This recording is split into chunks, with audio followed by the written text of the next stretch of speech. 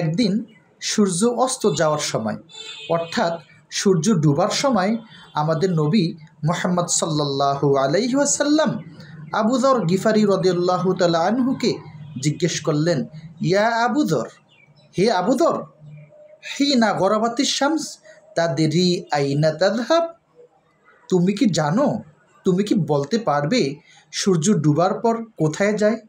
তখন আবু যর রাদিয়াল্লাহু তাআলা আনহু বললেন, এটা তো আল্লাহ ও তার রসুলই ভালো বলতে পারবেন, ভালো জানেন।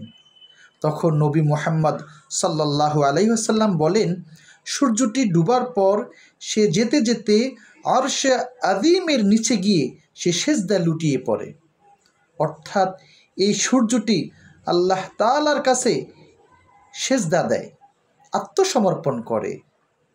অতঃপর এই সূর্যটি আবার পুনরায় উদিত হওয়ার জন্য মহান রব আল্লাহ সুবহানাহু তাআলার কাছে অনুমতি চায়, তাকে আবার পুনরায় উদিত হওয়ার জন্য অনুমতি দেওয়া হয়।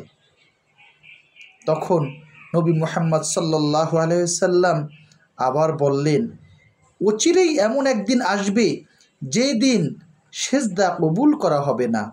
এই সূর্যটি আবার উদিত হওয়ার জন্য অনুমতি চাইবে, কিন্তু তাকে অনুমতি দেওয়া হবে না, বরং তাকে বলা হবে, তুমি যেই পথে এসেছো সেই পথেই ফিরে যাও। তখন এই আমাদেরকে যে আলো দেয় এই সূর্যটি পশ্চিম আকাশে উদিত হবে। অর্থাৎ পশ্চিম আকাশে সূর্য উদিত হওয়া মানে কিয়ামতের আনুষ্ঠানিকতা শুরু হওয়া।